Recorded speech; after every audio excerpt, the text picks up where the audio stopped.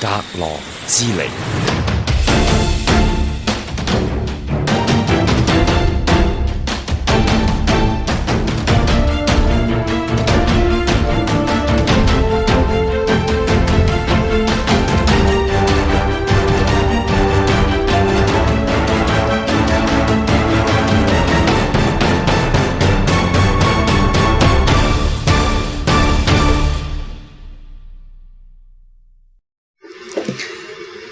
好啦，而家咧就嚟到最後嗰 part 啦。其實咧，如果你叫我繼續講落去，我都可以講落去嘅。唔得啊，我通唔到底。我都唔得。但係咧，我想講就係、我最終原本頭先都講啦，就係、其實諗住咧投完票咧，投訴完之後咧，我破咗3個月嘅戒啦嚇。我原本戒咗3個月唔投訴，都破咗得1日2單嘅時候，我諗住都完啦，唔好再投訴任何人，分號啦嚇，暫此告別啦，係嘛？炸兩盒。都唔可以日日食炸兩㗎，大佬，我悶㗎啦 ，OK。我覺得你唔悶喎，一有獵物你就唔悶㗎喎。唔係，因為我放過咗3個月喎，我手上面有好多獵物啊，好多啊，有一個爭啲就懟入去死局㗎啦，我就係嗰一刻我電話都唔打啦，我放過咗好多人呢3個月，呢3個月嗰啲人真係有福了。真係，我睇咗廣告啊嘛，政府話日行一好事啊，人便有福了啊嘛，我3個月都有福。我俾你聽，但我炒開少少，嗰啲廣告都不知所謂，用一個正義嘅行為去套一個違心嘅背景，咩叫做福啊？我想問咩福啊？福咩啊？咩叫福啊？福 you 係咯，咩叫福啊？福 you 真係好奇怪喎！你政府叫人哋做好事，即係有福啊 ？What kind of 福？黐線！咁啊咩叫福？食得廣告，食得是福啫，好有說服力啊！係咪？咁都要食冰皮月餅係咪？好啦，咁於是乎咧，我就讀個字咧，就攞住個袋仔啦，咁啊呢個就係嗰個環保袋啦，就讀個兒咧，就喺12點前咧，因為我諗住大概1個鐘頭去 transform 成點票，咁我諗住純粹去到嗰個點票中心，即時睇明。正如我以前都係過往嗰10幾年，無論區議會選舉、立法會選舉完咗啦，點完票啦，個票站主任公佈完個數啦，我 mark 低有幾多數，點咗幾多票，投票幾多，廢票幾多，白票幾多，mark 完我就走㗎啦，瞓覺㗎啦。即係呢個係每一次完結嘅情況嚟㗎。甚至我今年原本諗緊就話，我好唔好去睇點票咧？因為同結果冇分別嘅，我一直都係咁諗嘅。即係我原本個動機係我冇諗住懟爆任何嘢嘅。我原本個動機真心啊，即係有啲人以為我喺度諗住裝佢，但嗰個冇啊。呢次真係原本諗住就係純睇完我就翻屋企瞓覺㗎啦。好啦，點知咧入到去啦，我就見到都慶幸嘅喺公眾席裏邊咧，大概有廿零人到啦。我大部即係我因為咁講20零人到，我估計到咧，可能當中有啲係一啲助選團嘅人啦，但係就有一部分可能真係純粹係市民落嚟去。聽到你嘅呼喚啦。我冇呼喚過啊，我冇叫人哋任何人投票啊，今次即係冇人叫人哋去監票啊，應該咁講。但係你講出啲危機之後，啲人自己去咗啦。嗱，咁呢個係咁呢個係好事嚟嘅，即係話 statement 嚟咗，啲人要諗清楚究竟有冇危機係咪先？好啦，咁我自己一條欄就坐喺度啦嚇，咁我知道有個僆仔認到我嘅，因為佢突然間講咗一句，咦雲海喎，咁但我冇理啦，真係大佬，我又唔知你邊個係咪？咁咧一路睇緊，因為咧好奇怪嘅九龍公園嗰個點票站咧，就係即係應該投票站轉咗點票站啦，就係嗰個公眾席離開嗰個界線咧係頗遠嘅 ，OK， 即係唔似以前我幾次去監票嘅情況。咁頗遠之後，再後面有個好大嘅空間，同埋有張台咧，就可能因為我觀察以嚟咧，就係裏邊而家有啲人傾啲問題嘅時候咧，就走咗去最後面嗰度傾嘅。即係呢次嘅監察咧，我係所有坐喺公眾席嘅人咧，其實係離好遠嘅。OK， 係比我過往咁多次經驗裏邊，但係我當時都係咁諗啊，我撳咗團火，我忍啊，因為我心諗 OK 遠啫。我未望到出事嘅遠啫。第二，當時裏邊我係見到幾個人大牌嘅，就係嗰啲所謂嘅政黨賦予嗰啲叫做監票代理啦，係嘛？咁嗰啲監票代理咧，當然我哋見到有大概嗱，你諗下九龍西有10幾個名單，我就見到大概5個度嘅啫，五，我都唔知第6個係咪，因為太遠啦，5、6個度。咁但係當中可能已經我見到係有3、4個係好明顯係建制派嘅人啦，因為佢會走翻出嚟同啲人傾偈。我見到嗰啲建制派嗰啲人噶嘛，咁樣好啦。咁於是乎咧，你就喺幻想裏邊，可能裏邊得1個監察嘅人員咧，即係合法地監察人員咧，就係一個非建制派嘅人喺裏邊啦嚇。當然可能都係好後生，乜都唔識嗰啲嚟㗎啦，好明顯，但係都好遠啊。第一，佢好遠，我忍㗎啦嚇。如果比起以前，可能我唔忍嘅嚇。第一，我都今次都忍。第二就係有福咯，有福咯。第二次，即係嗱，你點解要講清楚？就係因為我今次放過咗好多嘢㗎啦。第二次就係我要爆啦。今次第二就係我就見到呢個選舉主任嘅得意嘅地方就係，如果你正常我過往嘅經歷或者其他票站啲人話翻俾我聽嘅同樣做法就係，如果後來點票嘅情況之下遇到一啲嘅叫做有爭議性嘅票嚇，究竟佢係屬於廢票定白票定係點樣都好，你除咗要向現場監票嗰啲人去檢視你嘅認可究竟係屬於邊一票或者當為廢票之外，你都要揈一揈俾公眾席啲人睇睇嘅嚇。呢個係我咁多年我都會見到嘅情況嚟嘅。咁唔係公眾監察我嚟做乜啫？係嘛？呢個不嬲存在噶嘛。佢一張都冇揈過出嚟嘅，一張都冇。佢就喺後邊嗰邊咧，就同自己圍內嗰啲人咧就傾掂數咁樣啫。咁我 OK， 我都忍。我當啊！我當時諗啊，我就當你呢班政治嘅團體，唔係嗰個票務主任就唔係新手嚟嘅，佢做過嘅。所以我覺得佢做過發生呢啲事，我就覺得好奇怪嘅。我就當裏邊嗰啲所謂監察代理咧，新手啦，同埋佢裏邊傾掂數，我當你監察住冇做假啦，我當先啦。好啦，咁喺嗰個時期咧，由12點幾去到12點半到啦嚇，咁啊突然間咧有個後生仔入咗嚟，就坐喺我隔離，因為佢認唔到我，都算係我嘅佢肯定唔係我嘅 fans， 但係佢係我嘅。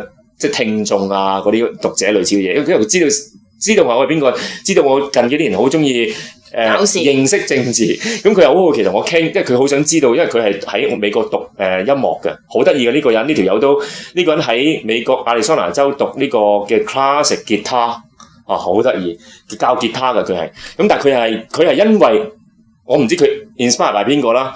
因為覺得就係驚今次選舉有舞弊咧，就自行落嚟去做。即係應該咁講，我係冇呼籲過任何人同我一齊過嚟。但係我哋收到你嘅感。多謝 My call 真係原來係有 energy 嘅 Holy call 真係。我有福了。Holy call 真係。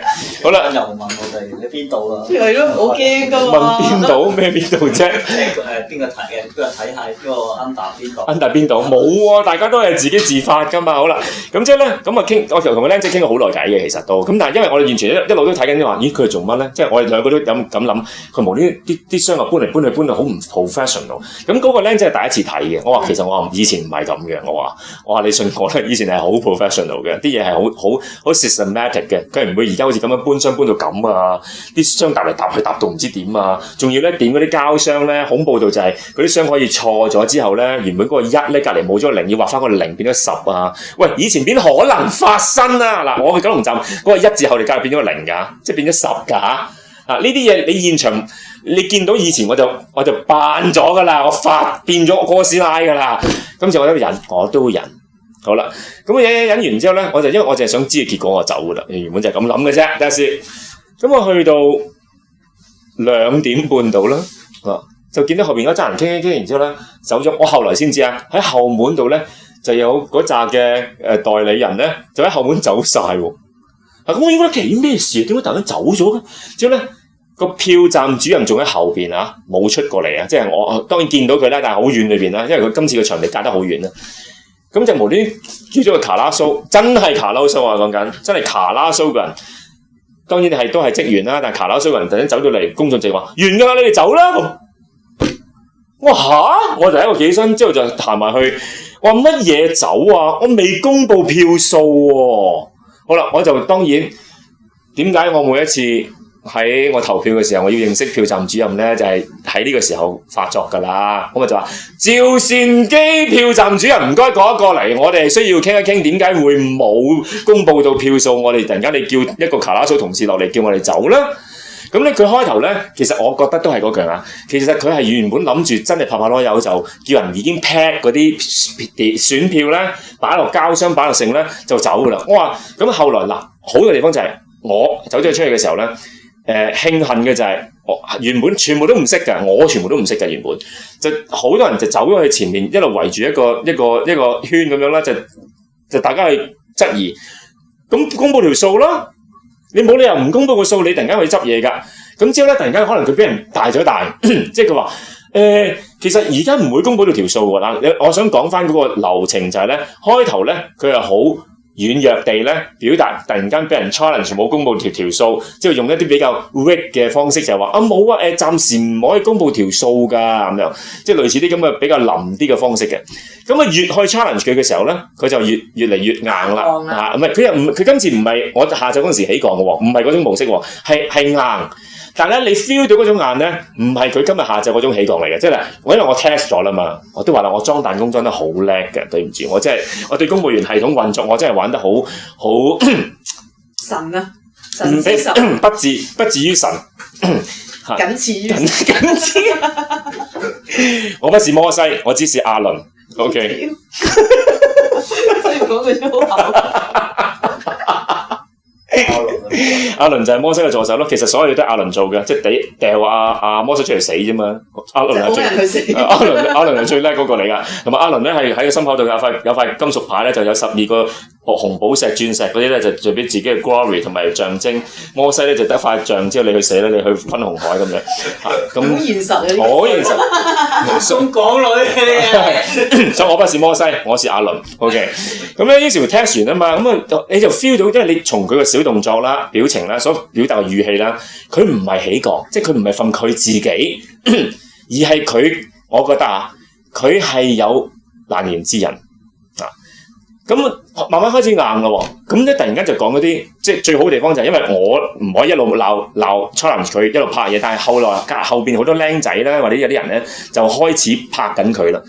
咁咧或者係去記錄嗰啲嘢，咁我唔知其他人點樣擺上網啦，唔知應該而家揾到嘅應該。咁佢突然間話其實咧係我哋啲票咧個 number 點完之後咧，我哋會交咗上頭，即係等上頭咧通知翻我要公佈幾多數咯。佢自己爆出嚟嘅 exactly wording， 有人八梯呢個過程嘅。咁我話 OK， 我話阿趙生，你掉上去個上頭係邊個？開始劣啦。其實唔係，即係我哋嘅上頭上頭就係總之要對翻條數咁樣嘅。一路總之嗱，你話想係不斷 loop 啦，當然越 loop 就越硬啦，即係越口硬就話其實一定要咁樣包條數上去咁樣。咁後來咧，我就問佢，我話你夠唔夠膽話清楚，你交條數上去係選舉委員會定係選舉事務處？定係另一個或者另一 team 人啊？唔係，總之另一 team 人。我哋開頭唔敢講中聯辦，我淨係講緊 CY 啫。我哋但開頭都冇講 CY 嘅。我話不如你話俾我聽，交俾邊個啦？我話當然之後咧，我就開始數我嘅經歷啦。我就同阿趙生講，我話你不如唔好當我第一次嚟監票先啦。對唔住，我過去即係十幾廿年，總之有區議會選舉、立法會選舉，無論喺交通福利會，無論喺入境處個大堂，無論喺聖 Mary， 我都監完票，我就等完公佈完個票數，我就走噶咯喎。我話你而家話俾我聽，你 insist 唔肯公佈個票數，即係突然間你又爆一句就話，而家等上邊上翻去嘅票數落翻嚟對翻先至走。好啦，之後後邊啲人都開始講啦。如果啲票喺我哋而家眼前，因為我哋喝令晒啲人走啊，唔准掂啲票啊嘛。啲票喺我哋而家眼前，你話點咗票啦？咁啲票你話要 send 佢上去 verify 喎，佢憑乜嘢 verify？ 而家我哋眼前啲票係正確㗎？我想問。之後你翻嚟再對翻條數，我話你講清楚你究竟上邊係邊個？就開始亂啦，就開始覺得佢開始原來自己即係因為其實嗱，你如果再咁嘅演繹就話，佢應該知道有啲嘢佢今屆要做嘅。但係佢冇諗過，突然間有一班人等到凌晨2點半，等佢公佈個票數。因為正常嚟講，以前嘅話可能真係得一個人或者0人就已經散 band 嘅啦嘛，唔需要顧及呢啲嘢啊嘛。咁嗰陣時咧，突然間又開始轉口風咯。佢話其實我唔係啊，我唔係話唔公佈啊，係因為根據選舉條例咧，係唔可以由我公佈嘅。我話咁話唔根據選舉條例，唔係你公佈，咁我以前睇所有人係根據咩條例啊？咁你不如話俾我聽，點解會咁樣嘅？佢話我真係根據選舉條例啊！之後咧我就下晝經驗啦。我係你睇下個 internal use 嗰本嘢。之後你不如再打俾個 help desk 啦。記住問邊個？我話問個 help desk 睇下佢係咪可以話俾你聽唔公佈。咁當然佢又要做場戲啦，又慢慢好無奈咁行個戲啊，又喺度打電話一樣嘅 kick 佢一嘅。講完一大餐咧走過嚟就話，其實嗱，根據咧我所知咧，而家問翻 help desk 咧，即係因為個公佈咧就唔係我公佈嘅，就要交到上去咧選舉委員會裏邊咧嗰個嗰個叫做選舉主任，我唔記得佢講嘅咩 RO 啊定咩鬼嘢啦，就佢去公佈嘅，我咧就點完票負責咧就交上去嘅啫。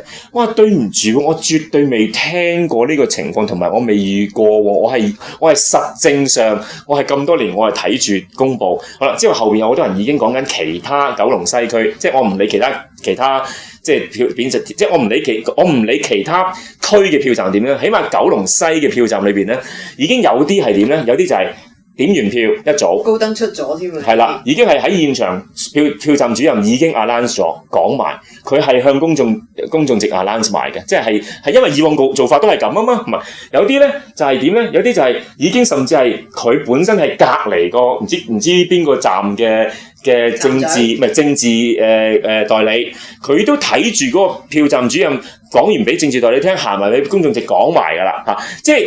咁我哋同佢講，喂，而家唔係講緊，就算你講緊今年有咩規矩新嘅，當然我話我冇聽到有新嘅修改，冇刊過憲嘅時候，隔離站而家都做緊公佈緊嘅咯喎，咁一路喺度拖，嗱2點半開始拖，一路拖，無論係我哋點樣去將個情況去講嘅時候，佢於是乎咧，佢後來咧就我一路喝令佢要打 internal use 嘅電話就去問啦，問完之後咧，我話你根據邊條條例？如果你話俾佢聽唔公佈。你俾條攞我，俾個 regulation 我，好啦，咁佢又死死地氣啦，佢又喺度慢慢一步一步，好似喺度揼鐘咁，就慢慢要行翻去嗰個電話地嗰度咧，就要右運。咁我話你要抄低成個條例俾我。咁咧最後尾咧，你諗下由2點幾啊，磨到4點幾，已經咧，咁我就留咗有一張相嘅 ，OK， 留咗張喺我 Facebook。咁我就完全諗唔到一個故事就係點咧？其實咧已經有好多人頂唔順㗎啦，已經由30幾人咧走剩10零個，即係對唔住，走剩冇10個 ，OK。咁就突然間喺度對質緊嘅時候咧，突然間有幾個僆仔入咗嚟，有男有女嘅。咁因為在場有警察㗎嘛，個警察仲問我：呢啲係咪你嘅朋友啊？我望一望，對唔住，唔係我唔識嘅。咁我就繼續同個趙生喺度對質啦。咁後來我先知嘅，原來就係嗰4個僆仔咧就睇到我做 Facebook， 衝落嚟幫手幫拖。我唔識嗰4個僆仔㗎。但係 Facebook 咁多人睇，但係佢肯衝出嚟啊嘛！你明唔明啊？好啦，咁我當然我係後來先知嘅，我當時都唔知嘅。咁啊一路喺度即係計埋嗰幾個僆仔，計埋原本留低喺度未走嘅，計埋嗰個讀音樂嗰個朋友仔，計埋總共有10個人啫，得翻10個人啫，剩翻就大家就係繼續周旋，凌晨4點幾喎，你冇理由唔公佈噶嘛？好啦，之後咧繼續佢 loop 緊咧就係點咧？由原本 loop 緊嗰個説話就係話。我會將啲數 send 翻上邊，但係點都唔肯講俾佢聽個上邊係邊個，因為有指令，佢講到明後來佢講到明嘅有指令話，總之 send 咗去上邊，之後落翻嚟嘅時候先對翻嗰個票數啱唔啱再公佈。咁但係嗰啲票喺我哋眼前 ，OK， 第一呢個係不可能會上到去第二個部分去 verify 嘅，冇可能嘅。第二就係你上咗俾邊個，冇人知個指令嚟自邊個，佢唔肯講。OK， 好啦。咁於是乎咧，上到去呢個 loop 嘅時候咧，佢講個第二個 version 就話，突然間話落到嚟嘅時候咧，佢只係會公佈整個票站嘅投票，唔係整個九西嘅數目，咁就同個票站數目冇咗啦喎！我話對唔住，唔可能，我話唔可能，你而家翻到嚟，就算你頭先同我講呢個版本，你翻到嚟嘅時候都係呢個叫票站總共有幾多票。你冇嚟突然間翻到嚟嘅時候，連我呢個票站嘅票數都唔肯講。唔 logical 嘅。Exactly， 好唔 logical 㗎。好彩啲僆仔全部喺現場拍低晒㗎咋。好啦，之後我話你再揾 help desk 啦，你問清楚個條例，我要知條例。我話我屬選舉條例多過你屬選舉條例。我話你唔好同我大條例。之後咧佢就好無奈咁就即係又要打完之後咧，佢真係抄咗條條例出嚟喎。叻啊！咁咪抄落嚟咧。我話你不如佢，即係佢好無奈嘅開頭係點咧？我形容下就係佢突然間起身就攞住張紙咁樣咧，隔遠嗱根據咧嗱呢啲條例咧就由我咧負責一點條嘅。我哋行近啲啦，你俾我睇下條咧，即係我就搶咗佢張紙。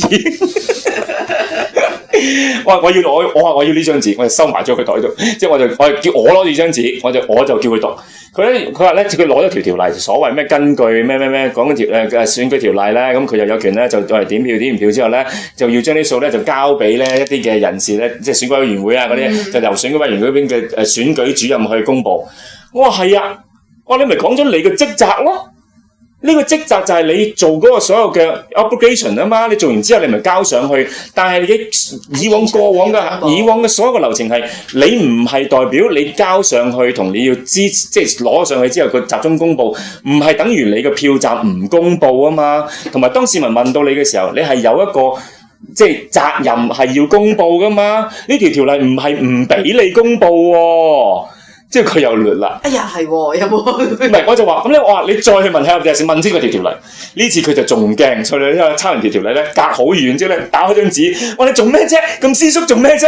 我攞嚟唔攞唔俾，孭到去喺度攣嗰張紙喎，攣完之後揸喺個手度，揸完之後手就話其實跟住條例，總之我係冇呢個權啊！你記住一路，佢係每個鐘頭都修改佢自己講法㗎。我冇呢個權利公佈俾你聽㗎。我話冇呢個權力公佈你而家頭先點票站裏邊點完票嘅數目俾公眾聽，我話史上未見過未聽過。咁嗱，點解我要咁 detail 我話翻俾所有嘅聽眾聽就係、是、你第時做政客咩都好，其實就係喺點解我見到嗰個局面咁惡劣就係、是、你每一件事喺嗰個架構上邊咧，原來當然有少少灰色地帶出現嘅時候咧，其實我眼中呢啲佢都唔係灰色地帶添，但係就可以僭建一啲嘅權力同埋濫權嘅方式。但係就講到真嘅一樣嚇，但係呢樣嘢喺我以前過往對付政府係冇存在過嘅，未出現過嘅，即係一定唔會突然間 create 一個濫權嘅方式 ，create 一個説法 ，create 一個手段。好啦，咁我開頭仲諗住咧逼下咧，其實大家鬥逼嘅啫嘛，逼完之後你都要公佈完，咪大家走咯，係咪？成件事咁簡單係嘛？好啦，當佢翻到去嘅時候咧，呢件事就係我覺得我人生對付政府咧，我冇諗過佢哋會搞到咁高層次。係點咧？突然間。你諗下，由2點幾點完票，2點幾已經啲票喺我哋面前封晒㗎，我哋完全唔俾人任何人入。但係最得意嘅地方咧，就係喺嗰4個鐘頭，由2點幾去到6點鐘嘅期間咧，佢係無端端咧曾經叫過2個女同事，突然間好閃縮喺個票走到個票箱隔離咧，撳下啲票啊，整啲嘢，我哋就喝停佢咯。我哋點解會突然間有啲人走埋嚟啊？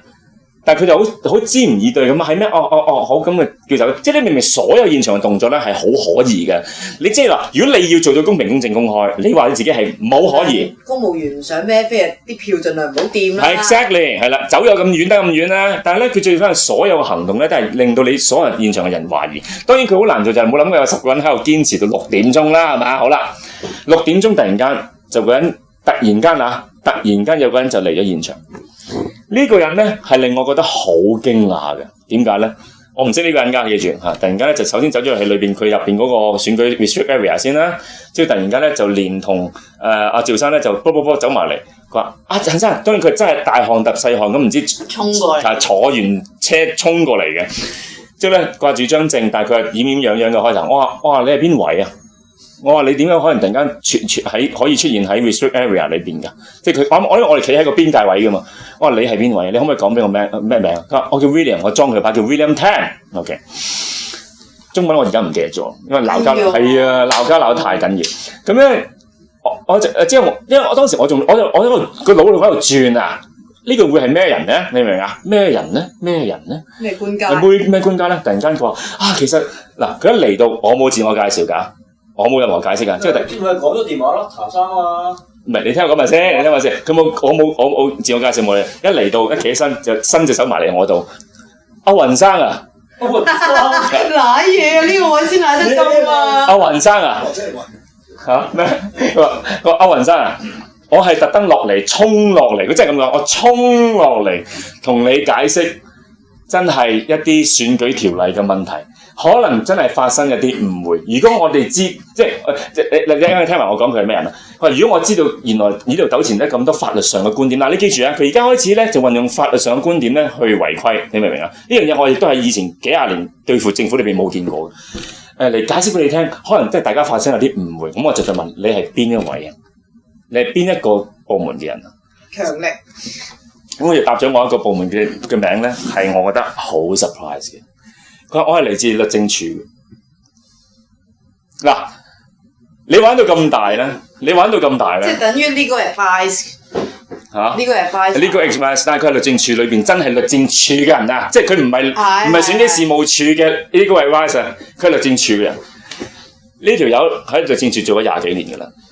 OK，你又戳咗人，我戳咗人係，因為佢胃痛嗰陣時我戳佢嘅。但係佢係嗰個 internal 電話嗰個譚生嚟。唔係啊，又係譚生。唔係嗰個譚生咧係選舉事務處裏邊嘅人嚟嘅嚇，衝落嚟嗰個咧係律政處嘅人嚟嘅。OK， 我未見過任何一次我對付政府部門係會衝咗個律政處嘅20幾年公職嘅高層人士衝落嚟，話要同我解釋你有誤會啦咁，我真係一世都未試過。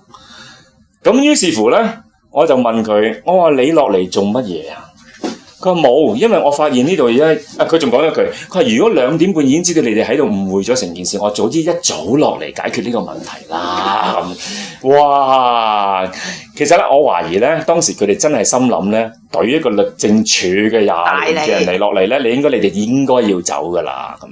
於是乎我話咁你解釋下發生乜事？點解選票主任即係票站主任可以喺選完票之後由2點幾開始到而家到6點咯？阿譚生都冇不肯，亦都拒絕公佈現場嘅票數目啦。佢就突然間講啦，佢話根據咧，其實我哋真係嘅選舉條例咧，就 list 翻頭先嗰個樣咧，阿趙生咧就點完票之後咧，就要同上級交完代之後咧，就等翻正式嘅公佈嘅人就唔係屬於佢，咁咧就要受即係屬於選舉主任嗰邊嘅人士去公佈。佢突然間就講咗呢個 term 啦，但係咧其實阿趙生咧係冇權嘅，佢係一啲權都冇去公佈嘅。咁我講完啦，佢咁就講完啦，我就話 OK， 你係咪講清楚釐清就係而家所有票站主任嘅情況啊？佢話係，咁就得啦。我而家同你講，今日其他票站有選舉主任係會公佈，票站主任係會公佈啲即時票數量。唔係，我哋聽我講埋先，有幾多會咁樣做？我過去12年佢會咁樣做。我話過去嗰啲我唔提啦。我話我以前嗰啲當物抹咗佢啦。我話頭先啱只要我哋收到風嘅話咧，只係九龍西有大部分嘅票站都係現場嘅票站主任公佈咗噶啦。我話而家我同你一齊去逐個站拉人。佢真係滴汗喎，睇住佢滴汗喎。即係佢突然間話，唔係，即係佢就話陳生其實咁嘅，我冇權執法嘅，頂你個肺嗱！將話僭建都幾勁啦。我話嚇點啊？佢話係我哋律政處咧，不嬲都搜證唔係我哋嘅工作，所以我不能同你逐個站去搜證。哇！呢啲官腔咯，你警察喺晒走位㗎啦，再打咯，你 record 嘛123咯。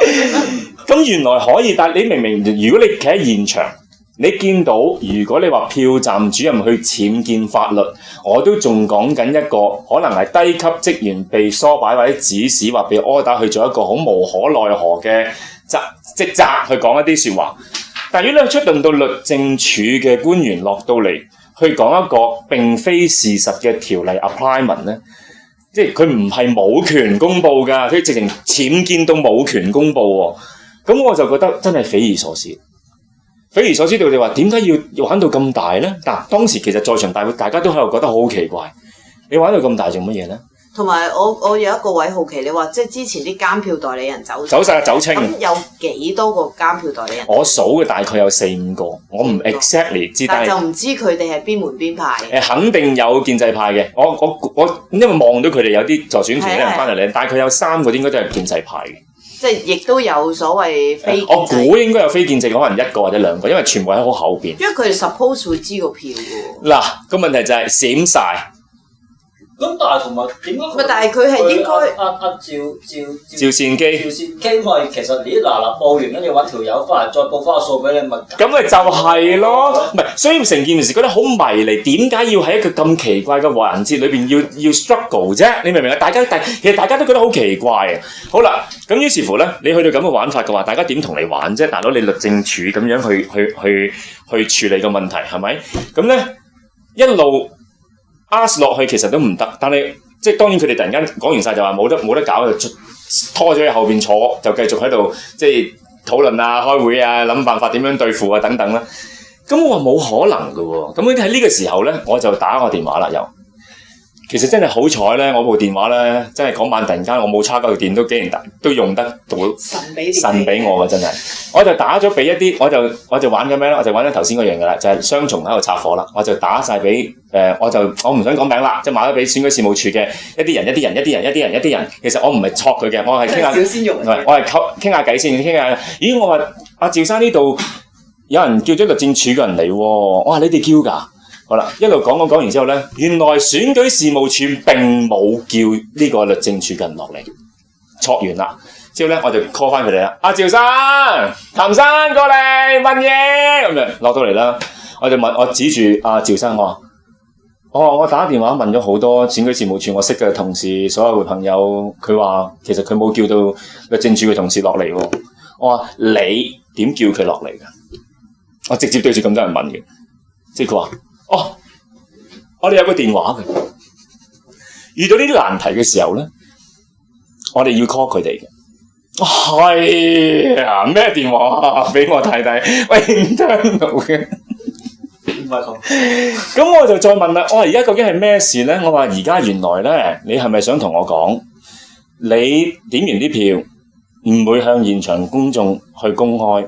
之後就話要掉俾上邊，你又一路都唔話俾你聽上邊係邊個，之後就話要上邊咧接到 order 對完啦 verify 翻嚟咧落嚟咧先至可以公開，仲要咧而家你僭建到咧連公開俾我哋都話唔得啦，因為冇權啦。突然間咧仲要喺過咗4個鐘頭之後，你突然間叫咗個律政處嘅同事落嚟，之後就話俾我聽，其實係啊，其實冇權嘅佢咁，仲要係你 call 透過一個唔知乜嘢嘅電話。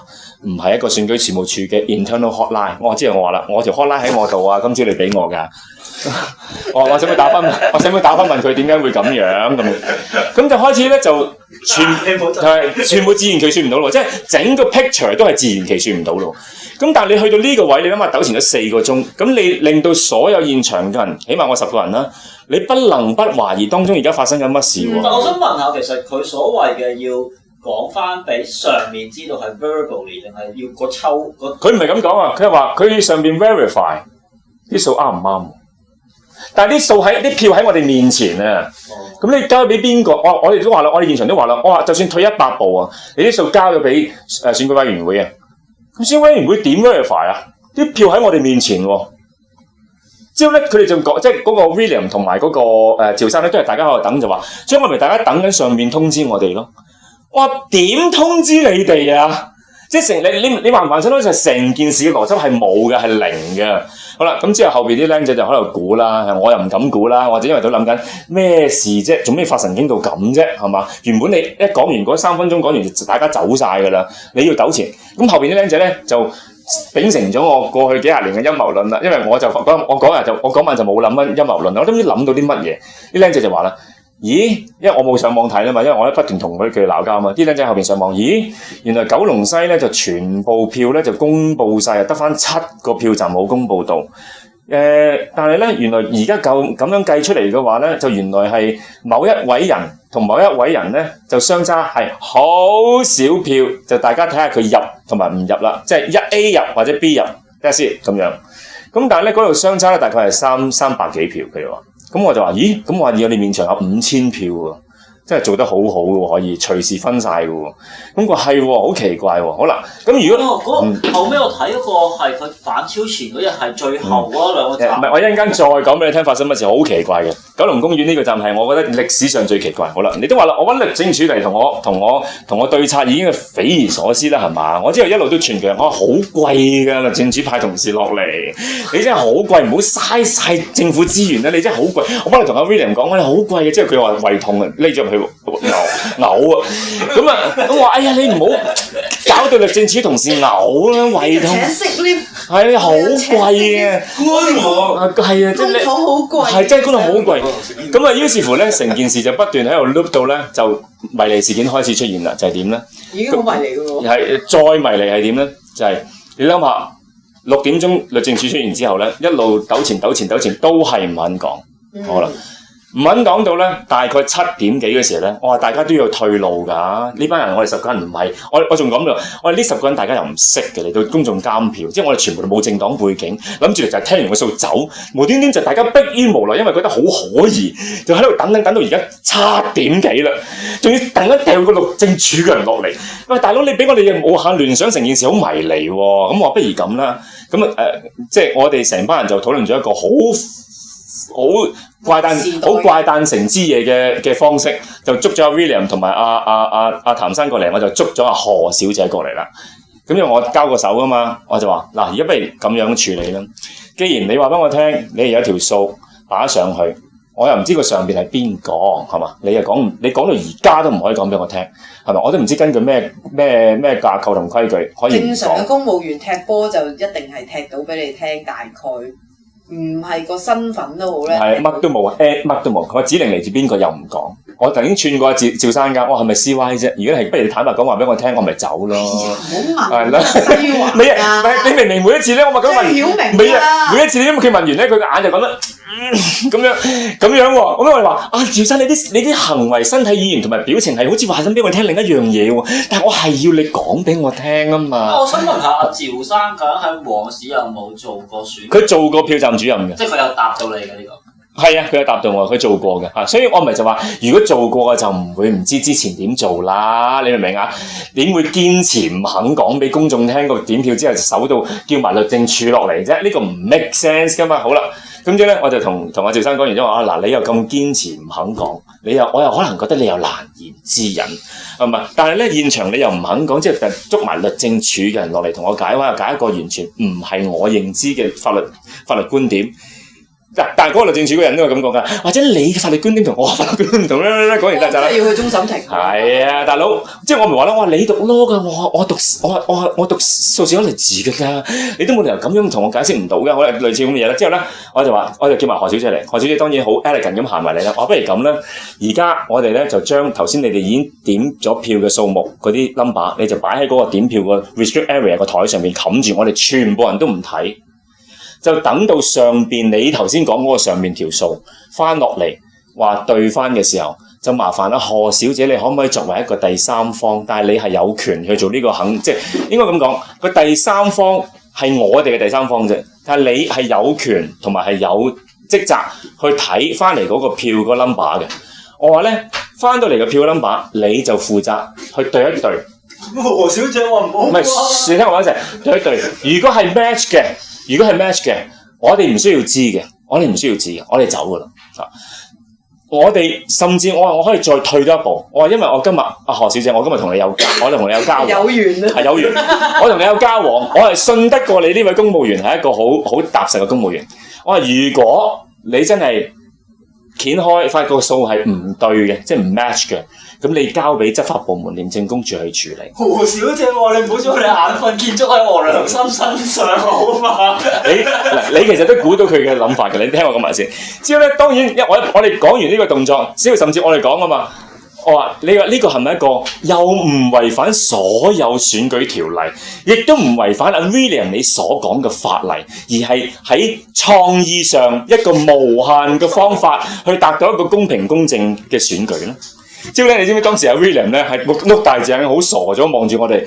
之後佢就望阿雲山，因為佢唔知我姓陳。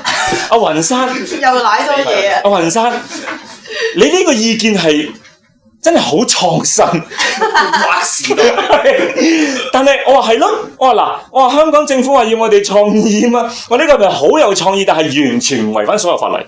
佢話係，我完全冇諗過會有咁嘅情況可以 bring out 到出嚟。我話係咯，大家成班朋友可以共識到一個咁完美，解決到一個維護到、彰顯到公平、公正、公開嘅一個制度，我係咪可以咁樣運作到？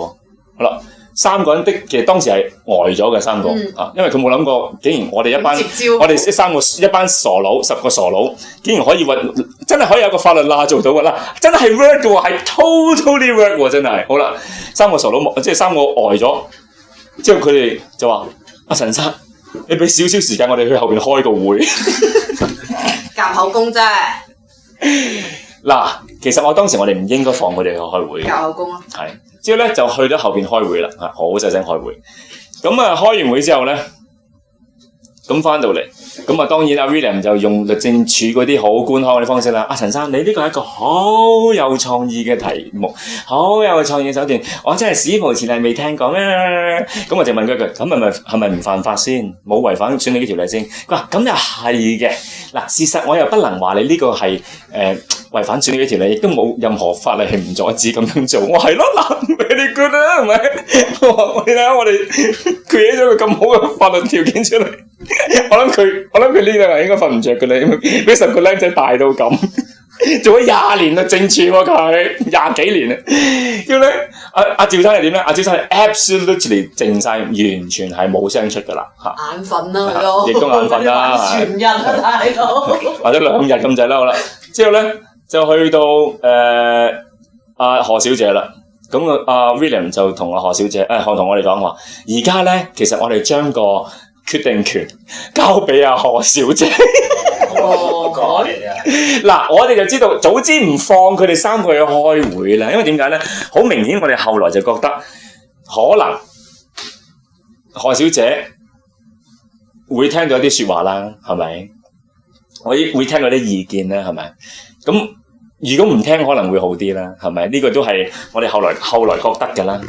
咁我就同我何小姐講，我話好坦白，我話而家如果你咁樣做得，我甚至我哋成班人都頭先都講啦，我哋再退多一步，因為我相信你係即係幾十年公務員，你係會堅守即係公平、公正、公義，而我哋呢個手段、呢個方式係令到我哋大家都可以退一步，甚至退1萬步。你岌個頭話 yes， 彰顯到公平、公正、公義，我哋就即刻而家離開㗎啦嚇！我唔使等埋個票，我只係你去 promise 就得㗎啦嚇。你何小姐係正直，係啦，佢姓何小姐，我哋信你何小姐係正直、公義。好啦，之後咧嗱呢個玩法咧，我話俾你聽，真係劃時代。你諗翻轉頭，你真係劃時代。即係應該有個 record 要記錄翻成件事。真你打123講翻嚟，係講翻，冇錯。我會叫佢哋落翻個 record。哇！但係要錄5個鐘喎。將呢條聲俾佢啦，我都頭先費事出聲。咁之後咧，阿何小姐咧，嗱你幻想下個 picture 就係咁啦。阿 William 就講完佢個 part 啦，官腔個 part 啦。阿趙生就停咗喺度啦。阿何小姐咧就好 elegant 咁行前咗1步，真係好英式嘅行咗1步。阿陳生，嗱幾好笑啊！阿 William 佢叫我雲生㗎，佢叫我陳生啊。阿陳生，你俾我講下我嘅感受。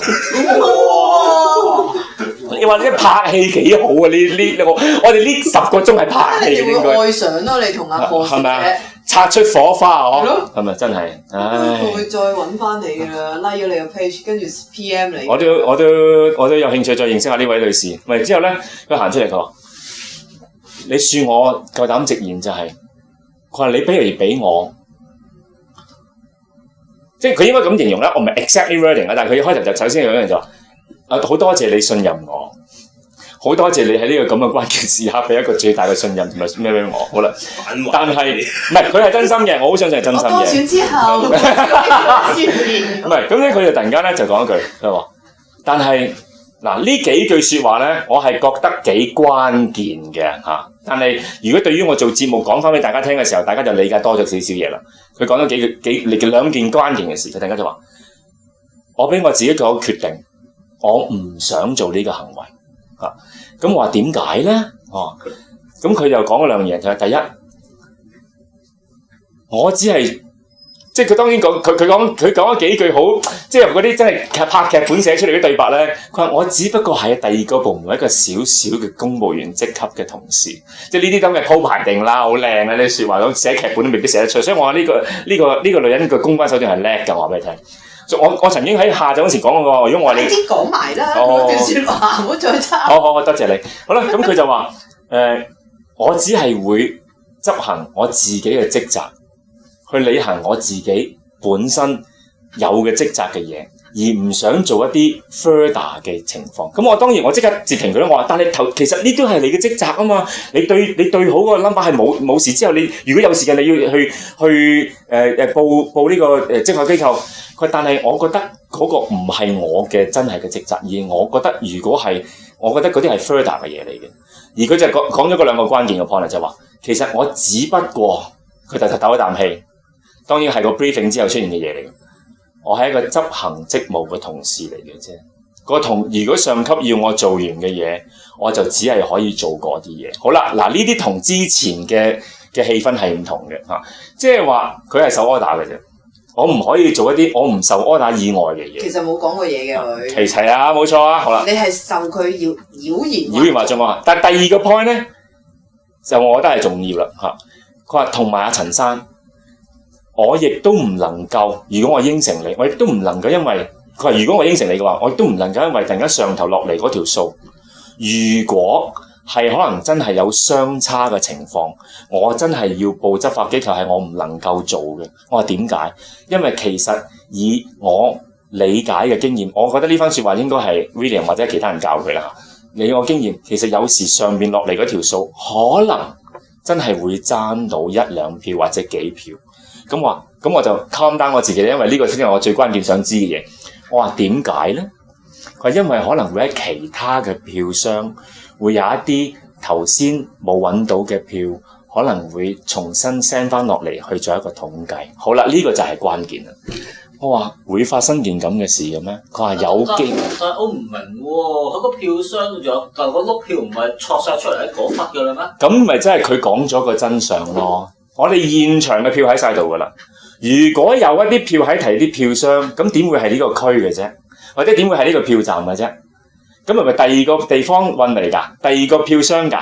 即係其實佢冇講到咁白啊，但係佢講咗呢個情況就係我話會咁樣㗎。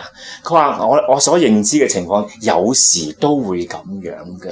咁所以我唔可能因為有啲票嘅出入而一定要話呢個係有唔啱嘅地方。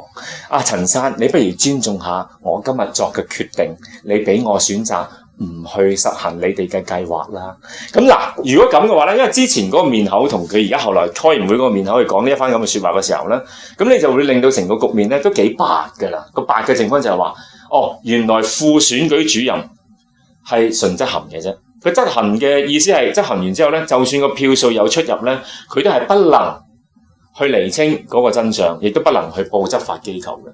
咁如果因為阿何小姐係副選舉副票務主任啊嘛，票站主任啊，咁即係票站主任嘅權力就更加大啦，係嘛？咁如果票係出得幾多，先至叫做需要執法啦。同埋點會有可能我哋啲票喺面前嘅時候，有啲票喺其他票箱出現，而啲票箱唔係屬於呢個站嘅咧？咁呢個咪覺得係迷離境界嚟噶嘛？係嘛？但係當時只有一樣嘢就係，好啦，我唔為難何小姐啦，係咪？咁佢既然決定咗唔行呢個咁有創意嘅行動，第二就係我當刻我心裏邊咧，我話 OK，我尊重何小姐你嘅諗法，但我心裏邊咧我就心諗，正正就係呢啲被培育出嚟嘅技術官僚，我只係執行職務嘅啫，我淨係執行指令嘅啫，就係呢啲人冇承擔、冇正義，害死成個制度。我覺得講嚟都多餘啦，即係譬如話你做一個公務員，你見到有啲違法行為，可能報警啊？冇錯啦，咁我咪就係佢咁樣講完之後，我咪心裏邊嗰句啦，我就開始覺得 OK， 你就係一個自私、冇承擔。exactly 你嘅講法啦，就冇你見到就算有違規違法嘅情況，你都願意當睇唔到啦。係咯，即係我執行緊公務員嘅職務嘅時候，見有人打劫我報警。係咯 ，exactly 係啦，冇錯啦。咁我咪就話，原來呢班官僚制度、官僚架構裏邊嘅人就係呢班人害死香港。即係我當時嘅心裏邊嗰句啊，我冇講出嚟嘅，因為我冇理由而家為難你呢個女人啦。但我心裏邊嗰個就係呢班人害死香港。咁就褪，即係佢就褪出呢個是非圈啦，你明唔明啊？但係其實件事都完唔到嘅。嗱，咪就係咯。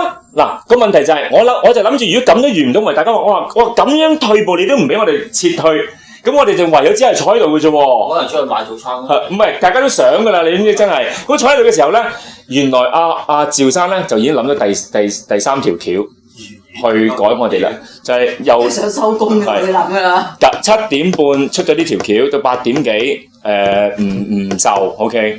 咁我哋一路等，咁你話啲票等緊翻嚟㗎嘛？好啦，個詭異嘅地方就係出現喺8點半到啦，係嘛？突然間咪喺網上你哋睇到消息話九西已經宣佈緊結果嘅，係嘛？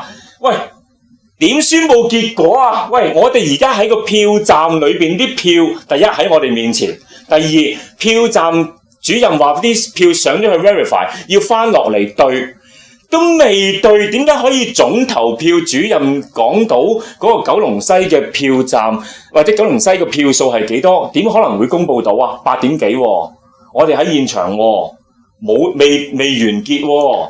好啦，咁你係咪一而再再而三令到我哋覺得條數係咪砌緊啊？同埋已經喺8點半嗰陣時砌完啦，咁我哋咪繼續 call 啊！趙生條數咧，佢話冇喎，未收到喎。嗱，佢就親口喺我哋面前認未收到條數，但係咧喺嗰邊廂咧票站選舉主任咧就已經公佈緊九龍西咯喎。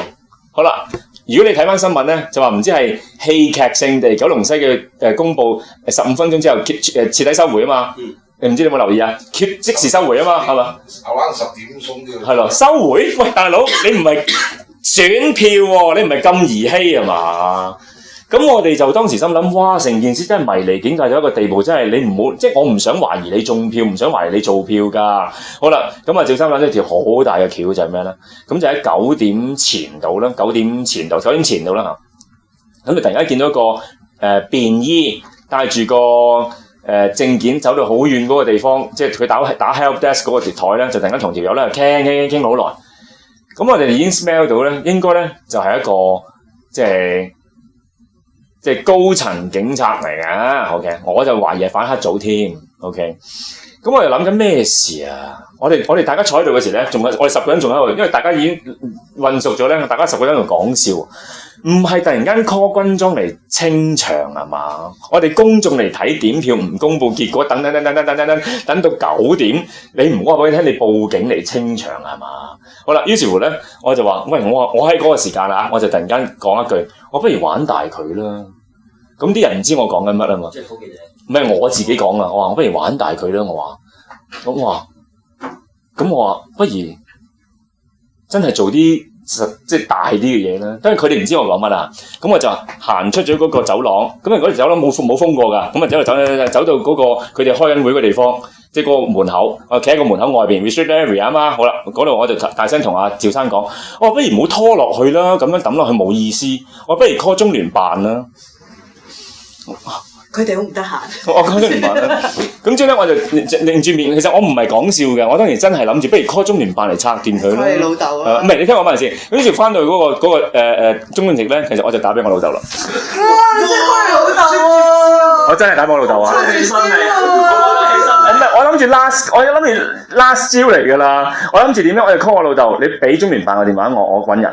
好啦，點知咧我老豆去咗打太極。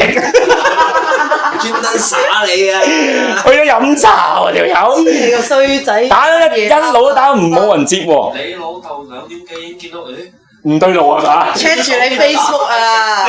已經閃咗啊嘛，打極都冇人聽，我心諗唔係嘛，咁關鍵時刻諗住揾人，佢老豆 call 唔係，我終於打開謎底啊！揾到咁關鍵嘅時刻，用你老豆呢招揾，我真係諗住 call 叫佢揾中聯辦㗎啦，佢俾個地址電話我 call 中聯辦，唔係一路唔接電話喎，好啦，之後咧。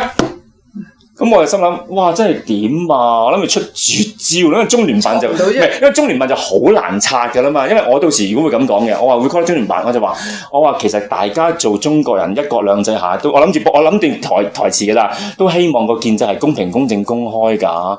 我都唔想啲反對派突然間多咗票㗎嘛。我諗住咁講嘅，我唔想啲建制派少咗票㗎，或者分錯票唔係好啱。我諗住原本同中聯辦同事傾掂，用一個佢嘅角度去拆掂成條事噶嘛，係咪？如果中聯辦嚟到，咁你律政處中聯辦點可以出嚟啊，大佬？冇玩啊！你講咩？你講咩？唔係我哋規管嘅，收線咯，係嘛？唔係，所以我咪要揾我老豆 call 個中聯辦嘅人落嚟咯，你明唔明啊？唔係佢唔會落嚟噶嘛？唔係咁，我唔知道佢會唔會落嚟啦。但咁我諗定台詞啦，係嘛？啊，點解唔接電話喎？死嘢！我話俾你聽，即係咁關鍵時刻，次次都係咁。我上次我喺貴陽俾個海關周住，我叫我老豆幫手，佢就閃咗喎。我老豆，我話俾你聽，我老豆真係唔係好幫拖嘅，成條友。咁佢點幫你啊？即係激死我！你老豆投邊個？咁嚟㗎，你作為有血呢個的血關係你都要幫下拖啦，同埋我而家為緊愛國先至到愛你。唔係，咁我都可能我驚。咁我驚蔣麗芸啲票唔夠噶嘛，俾人分薄咗點算啫係咪？你老豆傻㗎，我唔係，係咪先？咁咧，你老豆精過你啊！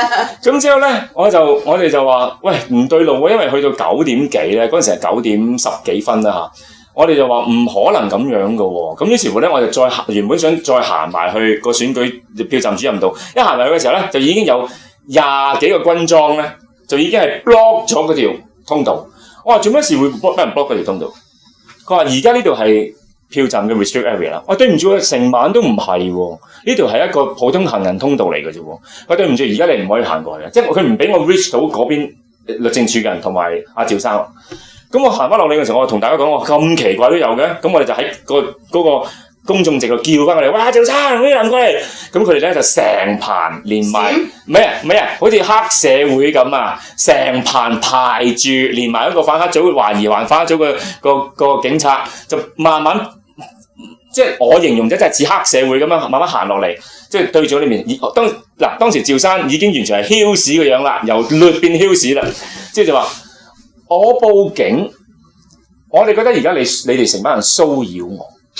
乜嘢啊？佢講乜嘢？Exactly，即係話咧，我哋正常話個選舉條例裡面有寫得好 weak 嘅，即係你喺個點票站或者票站裡面，所謂有啲行為上騷擾到個票站。嗱，理論上原先就係等你唔好搞到啲票，冇錯，撈亂啲票。冇錯，理論上係呢個範疇。冇錯啦。但係佢寫得好 weak 噶嘛，因為撈亂啲票係一個方法，燒啲票係一個方法啦，踢走啲票係一個方法啦，揾腳夾走係一個方法啦。咁通常啲法例唔會咁寫噶嘛。冇錯啦。咁所以佢有，即係佢係利用咗嗰個條文嘅灰色位去做。即係嗰個。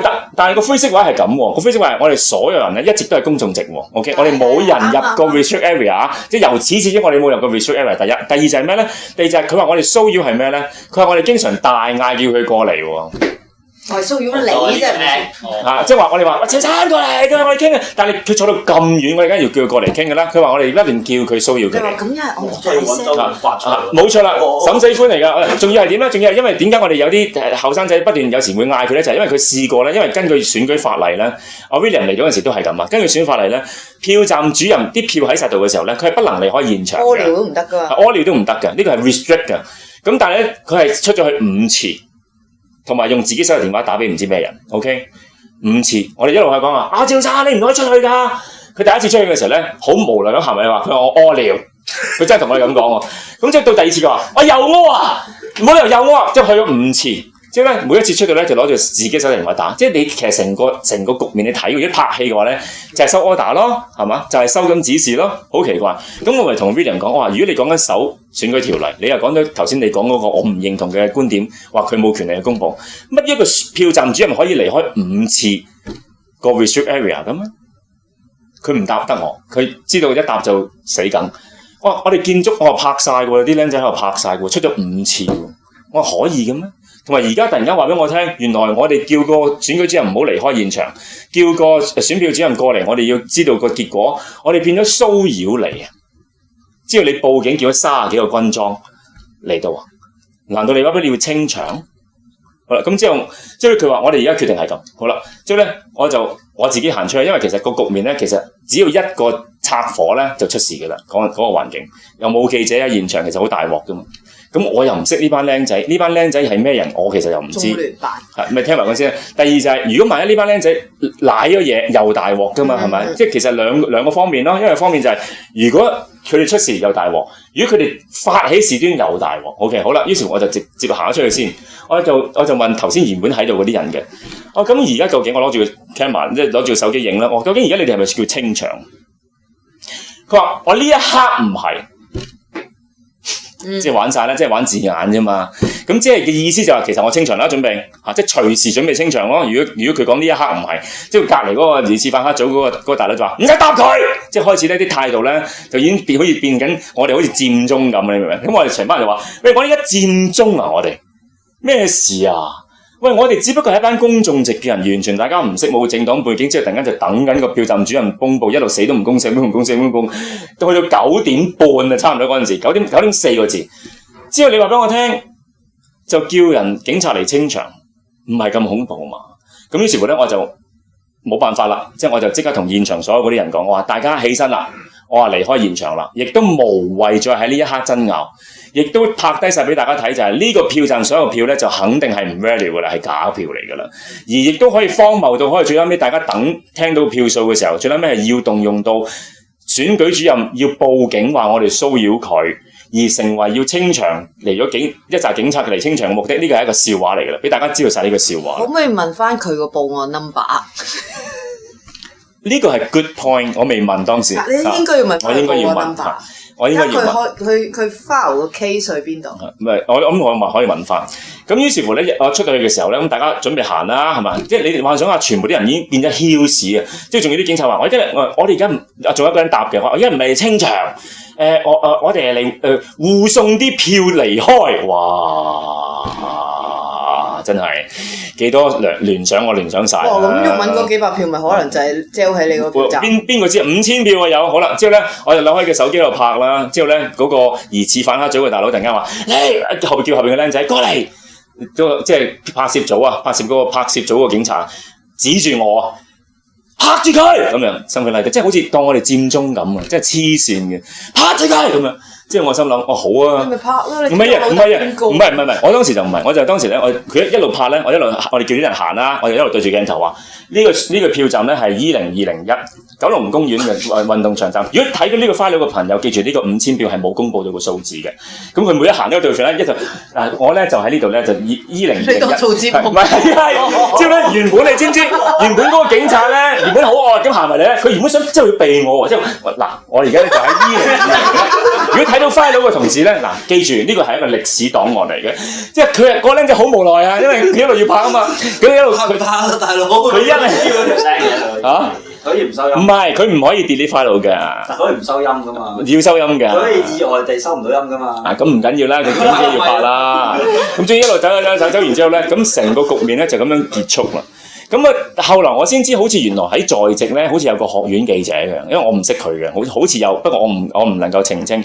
咁出到嚟咧，仲要俾個 K 保嘅記者捉住我講晒成個故事俾佢聽。咁佢就話睇下上級報唔報啦。咁當然冇報啦，應該係咪？好啦，咁但係問題就係，好啦，而家個問題出現咗，如果喺一個點票嘅過程裏邊，點票喎，可以出現一而再，再而三，三而四，四而五，一啲好冇辦法解釋到嘅情況嘅時候，咁係咪令到我有無限聯想咧？所以我好好奇最重要嗰個位咧，就係嗰啲監票代理人有邊？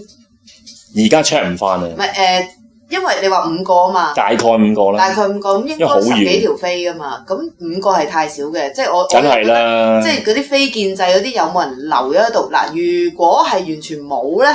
咁啊，可能比較揦嘢啲。如果非建制嘅人，當然睇下你點跌翻。但係因為但就算係，因為當時我見到有，佢哋應該知嘅。係，有時我因為見到點票嘅過程裏邊咧，甚至有啲所謂代理咧，好 hea 地坐咗喺後邊冇睇嘅。唔係都唔緊要，但係最重要就係即係當佢哋離開嘅時候，究竟票站主任有冇報過票俾佢？呢個係一個可以 trace 到嘅問題。係啦，但如果冇係非建制嘅朋友喺度咧，係啦，首先我哋跌翻乜嘢為主？係啦，冇錯啦，係啦，冇錯。咁點樣去 match 到成件事咧？係啦，咁就真係好大個窿窿咯。係，同埋當然都話啦，當阿何小姐同我講啊，有時可能會有啲票係喺第二啲箱攞翻出嚟，就會有落差。呢個我一世都未聽過。咁如果既然佢夠膽喺嗰刻講一個咁奇怪嘅表述俾我聽，而佢可能覺得佢唔想自己孭一個飛嚇，咁呢個我就覺得未來我做盡㗎啦，我人生去到呢個階段我放手㗎啦，都講緊啦。分號放手啦嚇！以後如果大家要去調查所有選舉條例又好，選舉事務又好，或者我認為喺呢4年裏邊一定要將全盤嘅選舉條例要修改嘅，要畫得好清楚嘅嚇，或者咩唔做得咩唔做得咩做得，同埋如果負責任嘅同事，例如而家講緊嘅票站主任，佢犯咗任何規，要立一個刑事罪行。同埋要有即係追查嘅機制，因為而家你第二日放完之後翻返去自己個部門就乜都唔使理㗎咯喎，你就算有投訴俾選舉委員會咧，落沉大海嘅咋，冇任何意義㗎。咁所以我諗嘅嚟緊嗰個條例要修改啦，監管嘅方式要修改啦。我覺得條例都難嘅，因為譬如你話乜嘢為之騷擾票站啊，即係有啲法例上面嘅嘢，原本我覺得個法例係冇乜大問題嘅，咁只不過咧，其實成個選舉裏面咧係邊個去解釋嗰啲條例？嗰度係出咗好大問題，冇錯，因為你個 case 係票站主任去 define，冇錯，票站主任究竟佢有冇權去做某啲嘢，因應住大家都睇嗰啲白紙黑字，冇錯。咁基本上由馮華出嚟豬噏咧，大家都知咧，其實成個 definition 咧，即係成個 interpretation， 成個解釋權啊，解釋嗰個法例嘅權咧，就其實去咗選管委員會嗰啲票站主任嗰度。冇錯。咁即係話佢只要插某啲嘅票站裏面有自己人咧，其實就做乜都得㗎啦。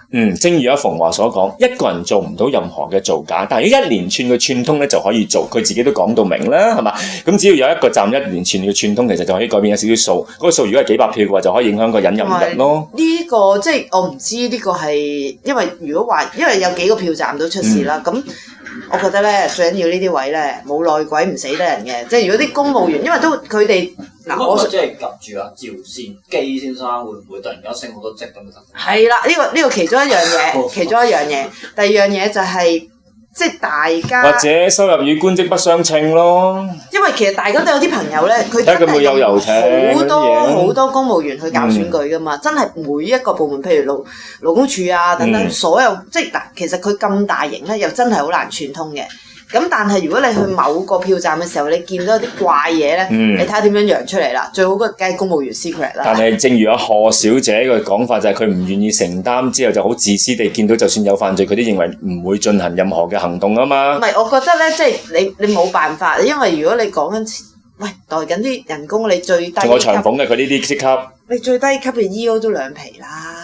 仲有一樣嘢，我想臨尾彎 up 咧，我就想講點解我對於我哋呢啲由即係70年代出世長大，經歷過英國佬即係法例或者管治之下，去到今日我哋咁死心咧，就係英國佬，我明佢好多嘢係做公關，我亦都知佢做咗好多衰嘢，係咪？但係英國人定出嚟嘅法例咧，佢有好多 buffer 位嘅，個 buffer 位其實就係唔係愛嚟俾啲極權國家係利用啲 buffer 位去做一啲極權嘅事件啊嘛？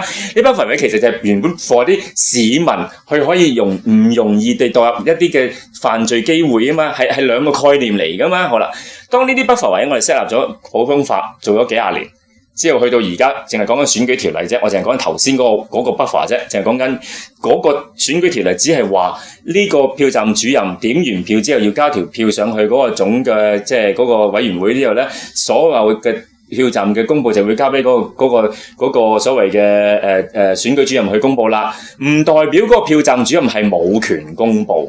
但係呢個係好大個 buffer 啦，係咪？但係個問題係，當佢突然間俾人僭建，普通法上面冇寫明唔做得嘅嘢就做得啦。Exactly 係啦，我覺得其實嗰日我都係同阿 William 咁講噶。我心諗，我咪話啦，你讀法律點解你讀法律同我讀法律嘅嘢咁嘅咧？我讀大陸法㗎嘛，佢話。咁於是乎突然間去到咁嘅位都可以突然間多咗個權力嘅僭建嘅話咧，咁呢個就係個 buffer 位係俾極權去濫用㗎啦。咁呢個喺未來嘅日子點樣去揣摩去解拆呢樣嘢咧？呢個好難去釐清嘅問題嚟嘅。所以我覺得要嚇一嚇啲公務員嘅，即係何小姐也好啊，邊個都好啦。其實即係最大問題係咩咧？以前公務員相對易做嘅，因為你有規有矩啊嘛。咁你做，如果你程序上啱咧，其實比較難你啲老細啊，或者你啲同事會喐到你噶嘛。係。咁但係呢啲位咧，其實最大鑊係咩咧？慢慢佢就會衍生一啲碼頭啊。因為大家都用 buffer 做嘢嘛。大家都用 buffer 做嘢就即係冇規冇矩啦。冇規冇矩就係話隨時咧，你係會中咗陷阱，因為你唔知幾時去使用個 buffer。即係譬如假設我喺度假設啊，嗱，你個票站就唔講得啦。咁另外票站講咗，可能賴咗嘢嘅喎，嗰條友。咁跟住唯一咧，將會演變成為成個公務員系統咧，就係馬房啦。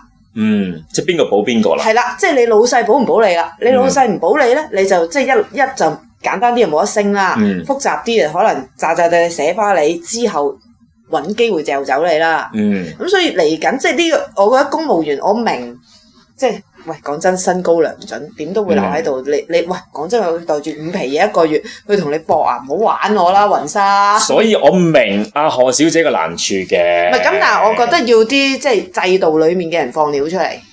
呢個重要㗎。係嘅。即係你冇理由同佢玩正面㗎，有陣時。但係我都係嗰句，點解我心死咧？就係我玩咗幾廿年架構、政策、規矩，咁而家唔需要有政策，唔需要有架構，唔需要有規矩，唔需要有政策，即係話可以僭建任何嘢。我唔需要佢，即係啲人係可以講出嚟，係可以人治方式去做一啲原本係濫權嘅事，但係可以法律上突然間容許喎，冇權嘅人就變咗有權喎，有權嘅人就變咗冇權喎。咁如果係咁嘅話，我唔玩啊！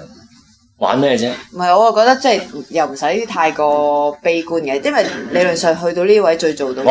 我同中聯辦玩算。你同中聯辦係有路啊嘛。我唔想同其他人玩啊。但係我覺得即係譬如啲人真係關心香港，可以試下讀 law 嘅，因為裡面係牽涉緊一啲究竟幾多 case 啊？大家見到啦，無論係 JR 啦，即係呢個 JR 係。你講 JR 死啦！我知你想講咩？係咯，總之大家 JR 中文司法覆核。司法覆核係啦，即係近年玩好多司法覆核咧，其實其中一樣嘢就係，譬如程序上政府做錯咗，譬如你嗰個 case 係有機會，當然好貴啊嚇，即係玩呢啲 case。但係當如果好多律師嘅時候咧，其實咧你自己做到 case 咁就最好啦。唔係真嘅，真係呢個係最後一個手段。我好後悔啊！我細個嗰陣時咧，我阿媽係叫我讀 law 嘅。冇啦！哇，你打場官司好長㗎，你唔好嘥納稅人錢。或者我做政務處，喂，我做律政處啲人都係好長㗎，唔關乎你處於邊個位置，而係個 court 好長，個法官會好痛苦。唔係，俾你審個犯咧，真係揦嘢，真係。唔係，最撚尾我都冇讀，咬你自盡啦！我都冇資格讀，所以咧嗱，今集咧我就係想講翻所有今年選舉嘅事件啦，或者有人爆料就盡量爆晒出嚟啦。咁所以我嘅分號之後，究竟4年後會係點咧？真係可能係一個大。睇你姣婆守咗幾耐啩？我完。